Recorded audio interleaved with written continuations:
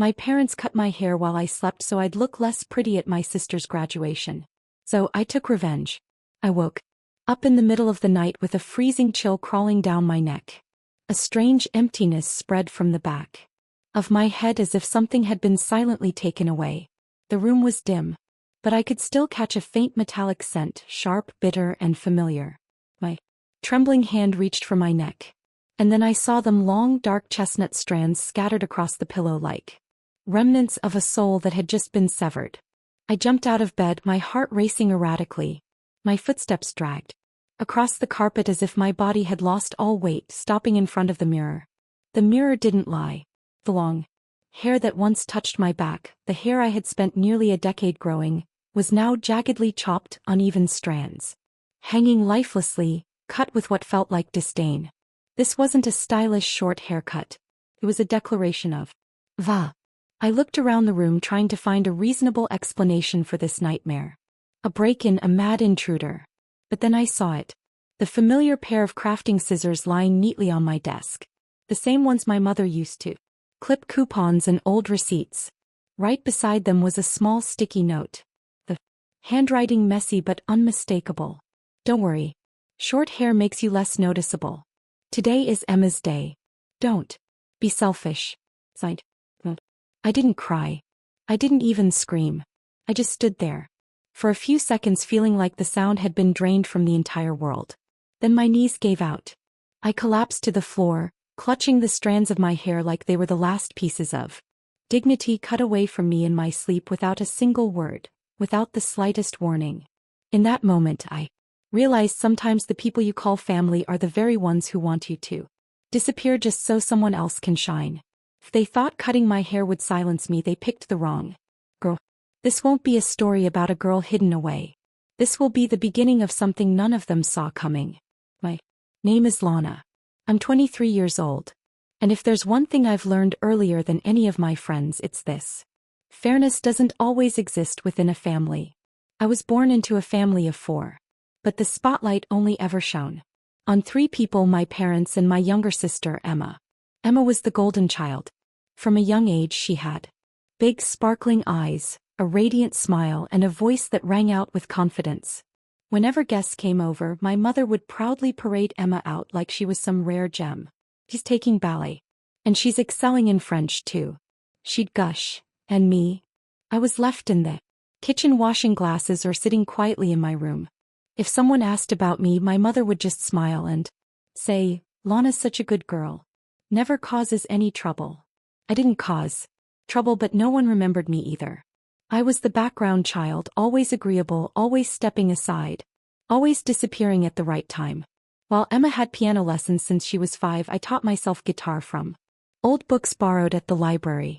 When Emma had a collection of princess dresses, I wore hand-me-downs from a cousin. But I didn't complain. I believed that if I was good enough, I'd be loved. And yet it felt like all my efforts were always dismissed. I had been a straight A student for 12 consecutive years. But during the parent-teacher conference, my mother merely gave a flat smile and said, "That's it. Why not try entering a beauty pageant? Like Emma, so you won't be so dull." One time I successfully applied for a scholarship that covered an entire year of tuition. My father glanced at the acceptance letter and said, "Good, but keep it quiet. Emma is heartbroken after her breakup." I remember clearly the first time Emma got her heart broken. She sobbed uncontrollably because a classmate unfollowed her on Instagram. The entire family dropped everything. Mom ordered pizza, Dad brought out wine, and the whole evening turned into a candle-lit comfort party wrapped in blankets. Me. I sat quietly in the corner studying for my midterms. No one asked me a single thing. Back in 11th grade, Emma was chosen to model for a teen magazine. My mother invited the whole extended family over to show off her daughter on the cover. They enlarged the poster and hung it right in the center of the living room. Me. The day when I let my hair grow just past my shoulders, my mother frowned and said, "That length only hides your face. Why not cut it short and neat?" When I responded, she added, "You only highlight what's worth showing. And your hair won't make you stand out." Anyway, I wasn't the type to wear makeup, not one to draw attention, not someone who wanted to be in the spotlight. But like every other girl, I wanted just once to see myself as truly beautiful in someone else's eyes. Emma's graduation, that was the moment I had waited for all year. Not because I wanted to compete, but because I had picked out a navy silk dress bought with money I earned from my part-time job. I had taken care of myself, believing this would be the first time I stepped into a crowd, not as someone's shadow. The first time I wouldn't need permission to exist. I would simply be me. I had imagined that day in my head hundreds of times. I would arrive early, smile and greet relatives. I'd walk confidently, with my long, neatly kept hair as a silent statement that I too deserved to be seen. I would speak during the ceremony because I was the one invited to represent the student mentor group. I thought if I did well enough, if I didn't bother anyone, if I looked decent and kind enough, then maybe, just maybe, my parents would look at me with pride. But they didn't see me that way. They saw me as a threat, as if by simply daring to look beautiful I might steal Emma's light. I once believed that a parent's love was unconditional. That no matter how quiet, how different, or how unremarkable you were, they would love you simply because you were their child. But that night, sitting on the floor holding the strands of hair cut from my head by the very people who brought me into this world, I came to a painful realization. Not everyone who gives you life wants to see you shine. Sometimes they just want you to shrink, to fade away so that another child can glow fully unshadowed, even when that shadow is their own blood. And the cruelest part, I had once accepted that until that night. The night a piece of me was cut away, not by scissors, but by betrayal disguised as family love. And from that night on, I knew if I wanted to protect my worth, I would have to rise on my own. No longer waiting for recognition. No longer staying silent. That night the house was unusually quiet. No music from Emma's room. No television sounds from the living room. Not even the usual clinking of dishes as my mother cleaned the kitchen. Just the glow of a warm yellow light from the kitchen and a strange scent in the air. Something herbal but with a sharp sugary edge. Nothing like the ginger tea I usually drank. I was about to go to sleep when my mother walked in holding a porcelain cup with a faded rose pattern.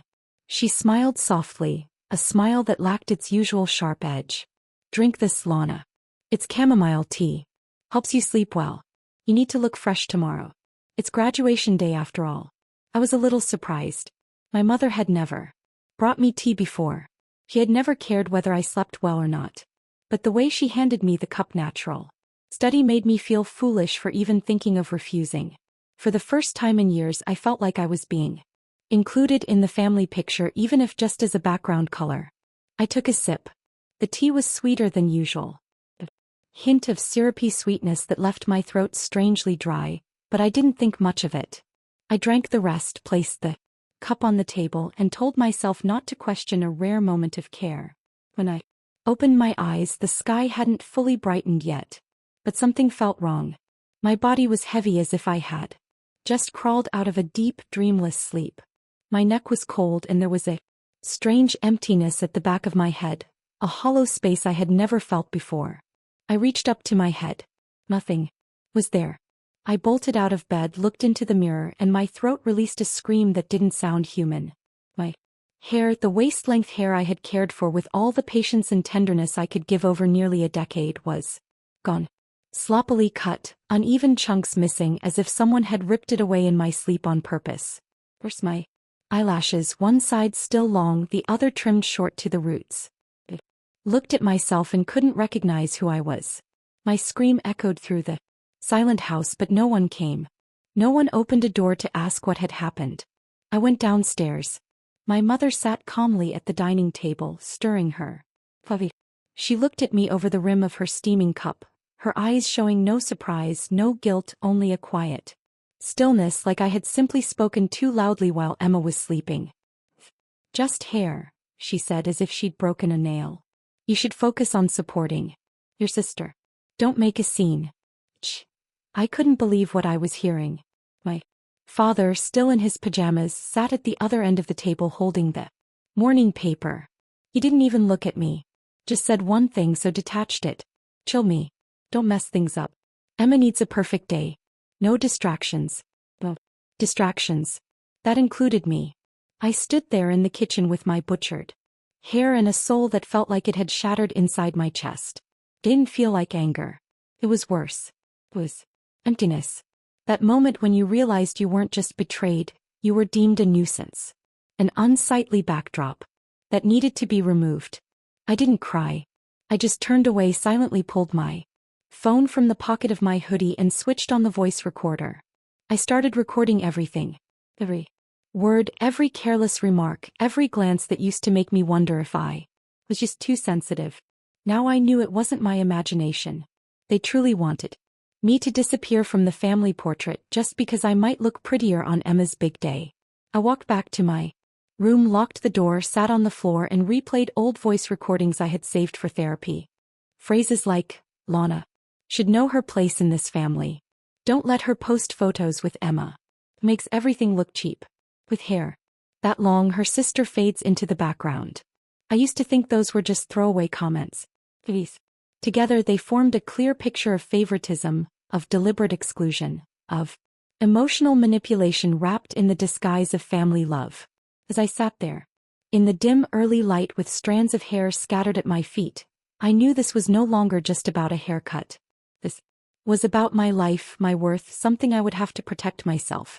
And if they thought I would stay silent, endure, and show up to graduation with a butchered head and a fake smile, then this time they were wrong. I would not show up as a shadow. I would walk in like the first thunderstorm of the season, quiet but tearing through every false mask they had spent years building. I called Na at nearly 6 a.m., my voice still shaking. Phone rang only twice before she picked up. Na was the only person in 4 years of college who had truly seen me not as someone's eldest daughter, not as Emma's shadow, but as a person with her own thoughts, her own feelings, her own worth. I need you. I didn't need to say anything more. She simply replied, send me your location. 15 minutes. When Na arrived, I hadn't even washed my face. My hair, torn and ragged, hung down like a living accusation. She froze at the doorway for a few seconds, then stepped in, gently closed the door behind her and placed a hand on my shoulder. They did this to you. I nodded. I handed her the note my mother had left on the table, then opened my phone and let her listen to the recordings I had saved from last night and even the ones I had accidentally captured over the years. One clip had my father telling my mother right after I left the room, she thinks wearing a nice dress will make her outshine Emma. Wake her up, dagger. And my mother, cold as ice. Cut it. That hair is making her think she has value. Na said nothing. For a long moment she just sat in silence, breathing deeply. Then she looked straight at me. We're not staying silent. Not this time. Had never seen that look in Na's eyes before. A calm, focused determination that made me believe she would stand with me even if the whole world stood against us. We sat down on the bedroom floor, surrounded by the first light of morning, and began to make a plan. Not revenge with screaming, not rage, but with clarity, with truth, and in a way that no one could deny. The first step was the hair. Nina took me to a small salon where an elderly stylist named Clara gently ran her fingers through the jagged, uneven strands and said softly, "You haven't lost your hair. You're simply beginning a new version of yourself." Within an hour, my hair was cut into a sharp, clean bob, neatly framing my jawline, revealing a face no longer hiding behind anything. Na stood behind me watching through the mirror and whispered, "Now you look like someone who could burn the whole house down and still walk away smiling." I laughed for the first time in almost 24 hours. Next up, the speech. I had been invited to speak at the ceremony as the lead mentor for a scholarship program for underprivileged women. At first, I planned to say a few words of gratitude, maybe a light, inspiring message. But now I would rewrite the entire thing. No more empty platitudes about family and unity. I would tell the truth about what happens behind the doors of a seemingly perfect home. We made a list of voice recordings to use. A few short, clear clips with names, voices, undeniable context. Nina suggested editing them into a short video. Just 45 seconds. That's enough to silence an entire room. That gone. We also needed to choose the right outfit. Emma would surely appear in a dazzling ball gown, layers of tulle, glittering stones or feathers. I couldn't and wouldn't compete on that level. I needed contrast, not through flamboyance but with sharp, simple clarity. It is a crisp white suit, no colorful undershirts, no excess accessories, a clean bob haircut, nude low heels, a square-faced watch. Na looked at me and said, "You don't need to shine. You just need to show up." That evening, standing in front of the mirror in the dressing room, seeing myself fully for the first time after everything I no longer saw a fragile Lana. I saw a woman who had been stripped not just of hair, not just of trust but never of worth. A woman about to walk into the ceremony like stepping onto a stage not for applause but to demand they finally listen. We backed up the recordings onto 3 separate USBs, sent a copy to a lawyer Nina knew and uploaded another to a backup email. Just in case someone tries to erase everything, Na said half joking. I just smiled. The plan was complete by nightfall. No one knew I would be there. No one knew I would be speaking. And certainly no one knew I would be bringing evidence. I wasn't looking for forgiveness. I wasn't looking for recognition. I wanted just one thing, the truth. And for once, just once, I wanted them to be unable to deny that I existed. And this time I would exist in a way no one could erase. The graduation ceremony was held in the city's central hall, a grand space with a high-vaped ceiling bathed in soft golden light like a Broadway stage. Rows of chairs stretched in perfect lines, nearly all filled. Gentle music played in the background, cameras clicked endlessly, and ball gowns shimmered like butterfly wings fluttering through the crowd. I stepped inside and at first no one noticed me. Just a girl in a plain white suit with sleek straight bobbed hair and an unusually calm gaze. But as I began walking down the main aisle, just as the crowd was rising to welcome the school's board of directors, a few heads started to turn. They didn't know who I was, but they could sense something different. I passed the family row. My mother sat in the center, father to her left, Emma to her right. She wore a shimmering burgundy gown, her makeup flawless. But the moment her eyes met mine, her lips tightened instantly. The fake smile vanished. What remained was a pale face and a furrowed brow thick with suspicion. Emma looked at me with a smirk. The kind of smile that said, "I've already won and you'll do nothing but swallow your pride." He didn't know. No one did. That I wasn't here to support. I was here to exist. The coordinator called my name through the microphone. "Please welcome Lana Whitmore, lead mentor of the Distinguished Women's Scholarship Program, to deliver her remarks." I stepped onto the stage. The spotlight hit me full-on. A part of me wanted to tremble, to turn and walk back down. But then I remembered the sound of scissors in my head, the taste of that sweet tea, the recordings, and Na's eyes as she handed me these and whispered, "Make sure they never forget you." I need to. I stood at the center of the stage, the microphone trembling in my hand, and began with the pre-approved opening. Distinguished professors, board members, families, and fellow graduates, today is a day full of emotion. A day to honor hard work, sacrifice, and academic achievement. A few light rounds of applause echoed through the hall. I gave a gentle smile, then paused. I removed the microphone from its stand, stepped forward. The room fell completely silent. I lifted my chin and said, "Before I continue, I want to share something personal. This is the hair that was cut while I slept, not by a stranger but by the woman I call my mother." The sound shattered the room like a slap to the face. I continued, "Last night my mother brought me a cup of tea. She told me to sleep early so I could wake up fresh to support my sister on her big day.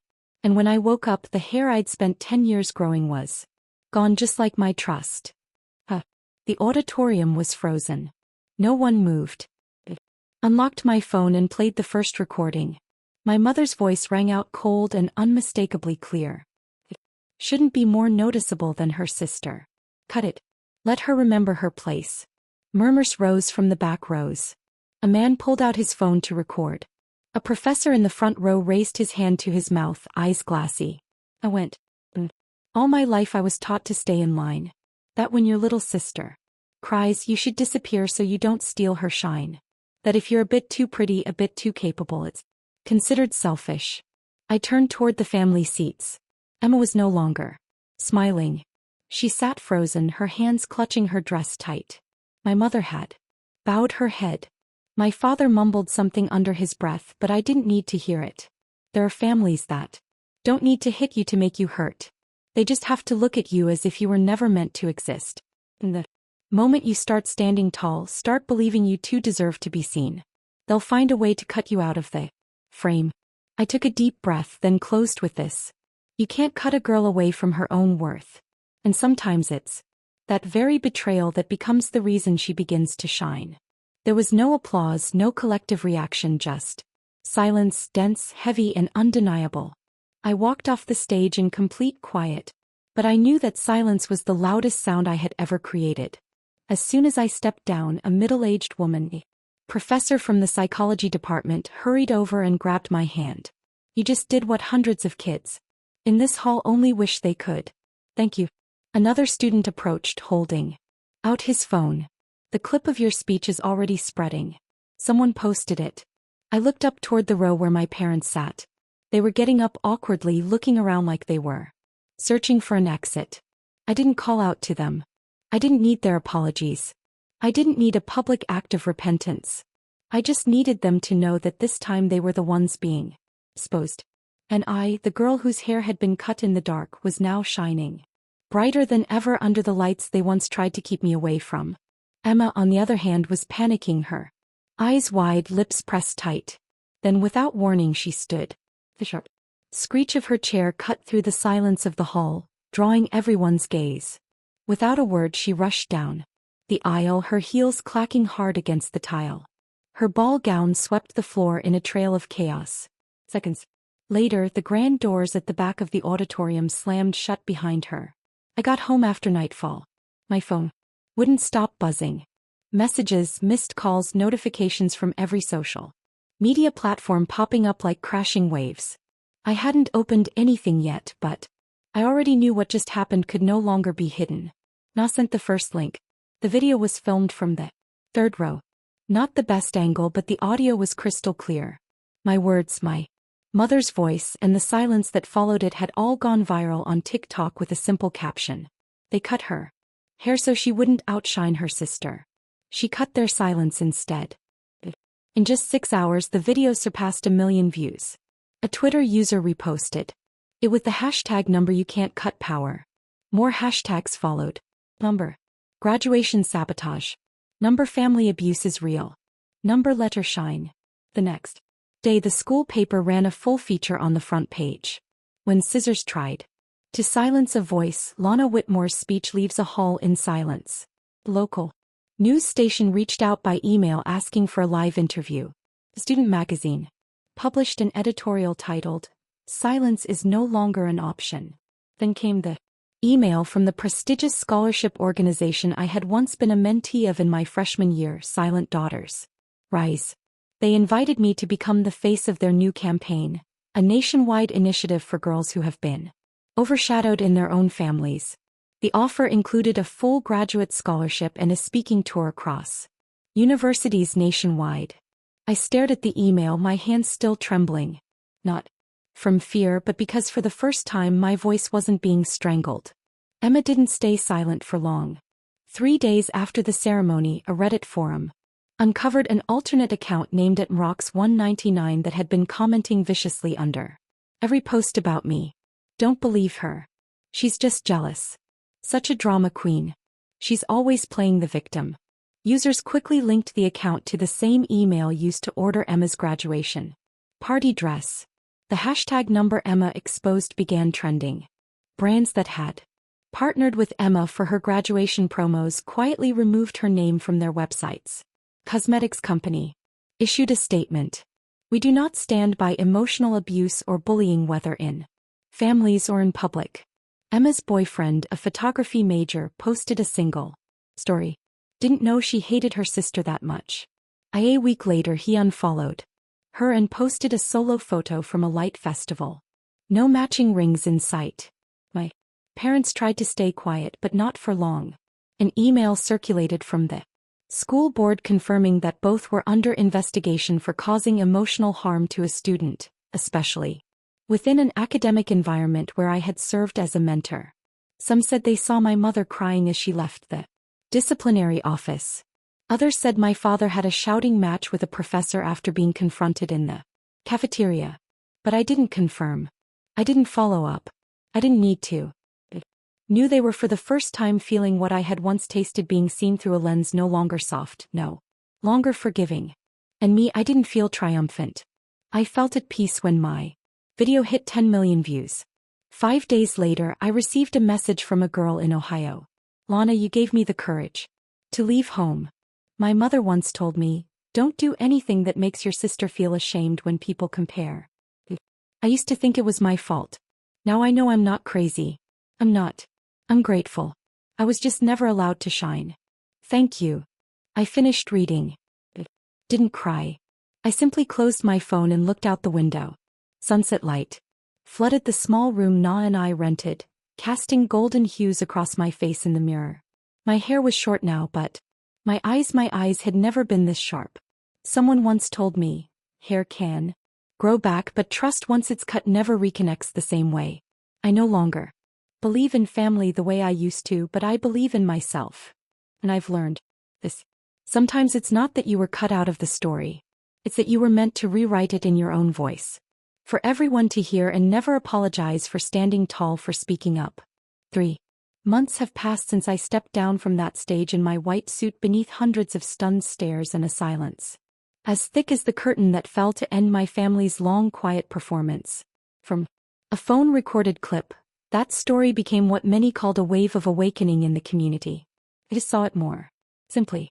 Finally, I had been seen not as a shadow but as myself. The invitations began to pour in. The university sent a formal apology email. A television network invited me to speak on their program Education and Family Emotions. But one invitation stood out, one I couldn't turn down. A national conference on educational equity and injustice in the home themed the forgotten children. When family is the first place that dims your light. I stood on a large stage facing an audience of hundreds, educators, psychologists, parents, and students. The lights no longer scared me. The microphone no longer made my hands tremble. I told my story not to accuse, but to illuminate, to shine a light on what thousands of other girls have been forced to hide. I spoke with calm conviction. No dramatic highs, no tears, but each word cut deep into the hearts of those who had ever thought, it's just a family matter. After the speech, a woman approached me. She introduced herself as the creative lead for an international education brand. They were launching a global campaign called No More Side Characters, honoring those who were pushed out of the spotlight simply because they didn't fit the main role someone else had scripted. She offered me the position of campaign ambassador and lead content strategist. We don't need a celebrity, she said. We need someone who's lived in silence and knows how to use truth to wake up an entire room. I accepted. A few weeks later, I moved to a small coastal city on the West Coast where the morning sun is gentle and the ocean breeze makes you believe that everything can begin again. I used the first round of funding to open a mentoring center for young women who had experienced emotional abuse or image control from within their own families. Nina moved in with me. She took on the role of creative advisor and community engagement lead. We were no longer just two students sharing a dorm. We were two women building a space of light together, a space where no one has to ask for permission just to be seen. The building was only 3 stories, modest in size, but each room had wide windows facing the park. The walls were painted a warm ivory. A small, elegant sign hung above the door, and on the oak front entrance I had a brass inscription engraved. Your worth is not in the length of your hair but in how fully you have lived your truth. On opening day, we invited everyone who had messaged me over the past 3 months. A girl from Texas came, someone who had been forced to drop out of school so her brother could afford tuition. A young woman from Arizona arrived, someone whose mother called her invisible for not looking like her beautiful sister. They came carrying old wounds and left with brighter eyes. I no longer sought revenge. I no longer waited for the downfall of those who had once hurt me, because I realized the thing that truly makes you shine isn't winning in front of someone who tried to silence you. Standing in the very room that once broke your voice and walking through it with your own words intact. I no longer had long hair cascading down my back, but I had eyes that looked forward without flinching, feet that didn't tremble, and a life I no longer needed permission to live as my true self. And maybe that is the kind of light they were never able to cut. The grand opening of the mentoring center happened. On a bright Saturday morning. The air was crisp. Sunlight poured through sheer white curtains like a gentle new breath. The crowd wasn't large, but it was enough to fill the main room. Community friends, young women who had messaged me after the clip went viral, and even a few former professors quietly arriving from the university I once attended. Ma stood at the reception table, guest list in hand, her eyes shimmering with conviction. I stood in the corner of the room just behind the golden-lettered acrylic sign that read, "Your worth is not in the length of your hair but in how fully you've lived your truth." I was mid-con conversation with a 17-year-old girl when the automatic glass door at the front softly slid open. The room dipped into a brief stillness as if the wind had suddenly shifted direction. I turned my head. My family walked in. My mother entered. First, wearing a muted cream outfit, dark sunglasses covering half her face. She moved slowly as if each step was taken on thin ice. My father followed. Silent, shoulders slightly hunched, hands buried in his coat pockets, eyes avoiding contact. Emma trailed behind, the hem of her pastel dress slightly wrinkled, her high heels seemingly unsteady beneath her. She looked down at the floor, avoiding everyone's gaze. The room held its breath for a beat. Some recognized them, but no one spoke. It didn't move. I simply stood still, hand resting gently on the wooden table near the entrance, watching them like a painting I once knew well but now felt too distant to touch. My mother approached the closest. She slowly removed her glasses. Her eyes were red, and yet she wore the same soft smile she'd always used to smooth over moments she couldn't control. "We're proud of you, Lana," she said, her voice steady but hollow. I smiled, a quiet, breeze-like smile. But inside me was a peace so vast, so deep, it lay beyond any place they had ever reached. "I'm proud too," I replied. Because finally, I'm no longer anyone's shadow. I didn't say it to wound them. I said it to mark the end. My father stepped forward slightly, his voice low but firm. "Family can always forgive one another."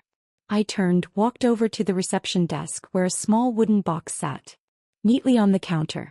I placed my hand gently on it, then looked back at them, eyes steady, unwavering, as if no past could distort the clarity of the present. "If you want to apologize," I said, "write it clearly on a feedback card. Here, feelings aren't swept aside like hair on the floor." A wave of silence passed through them. Emma turned slightly away as if trying to melt into the wall. My mother blinked repeatedly. My father pressed his lips into a tight line. None of them said another word. I turned my back and walked toward the main room where a group of young women waited for me to speak about the early days of building the center. I didn't look back. I didn't need to look back because I knew I no longer needed them to confirm who I was. They stood there for a long moment, but none of the three stepped up to the box. No one wrote anything. In the end, they left just as they had arrived, quietly. Only this time I wasn't the one left behind. This time I was ahead, leading something far greater than any wound they had left. And when the glass doors closed behind them, it felt like the last dark cloud had finally cleared from my mind. No shouting, no confrontation. I had won. In silence, through light, I returned to my office after the grand opening had ended. The room was quiet now, lit only by the soft glow of the wall lamps and the sound of wind rustling through the trees outside the window. I poured myself a cup of tea and sat in the familiar single chair, facing the painting I had hung on my first day. Here a woman standing in an open field, her hair flying against the wind, her face obscured, but her posture upright, backlit by a burst of golden light. I thought about everything that had happened. About that night I woke in panic, hair scattered across the pillow. About my mother's eyes as she said, "Don't make a scene. This is Emma's day." About the graduation stage where I stood before an auditorium and told the truth, a truth no one had dared say for years. And I thought about this morning, when my parents stood at the door of the mentoring center with nothing to shield them but a pair of dark sunglasses and apologies they never wrote down. I used to think my long hair was what made me beautiful, that if I grew it long enough, kept my body slim enough, spoke gently enough, I would be loved. Believed that hair was my ticket into a world where I'd finally be seen. But in the end, it was the moment I dared to stand up with nothing on my head and my trust completely stripped away that I finally began to shine. I want to send this to you, the one watching this video right now. Maybe you're sitting quietly in a room where no one listens. Maybe you're living in a family where you're just the background so someone else can stand in the spotlight. If you've ever been silenced by those who were supposed to love you, please remember they can cut your hair. They can cut the dreams you never had the chance to speak. They can even cut down your belief in yourself. But they can never cut your voice unless you let them. Speak up. You don't have to shout. Just stand up in your own way. Sometimes it only takes one voice to help thousands begin to see themselves more clearly. If you've ever been treated like a shadow, if you've ever been placed behind the other sibling simply because you didn't fit the role they imagined, comment below. Share your story. Write it down. Because when you write, you reclaim the power of your voice. And maybe, just maybe, someone else watching this video will read your words and they'll think, oh, it's not just me. And just like that, another cycle of silence will be broken. We don't need to rebel to be seen. We just need to show up as we are. No apologies, no permission. Thank you for staying until the end of this story. You are not alone, and you never had to become someone else to be worthy of love. You always were, even if they never saw it. I'll see you in the comments. Let your light begin with your own words. And always remember, C's are dull, but some girls sharpen.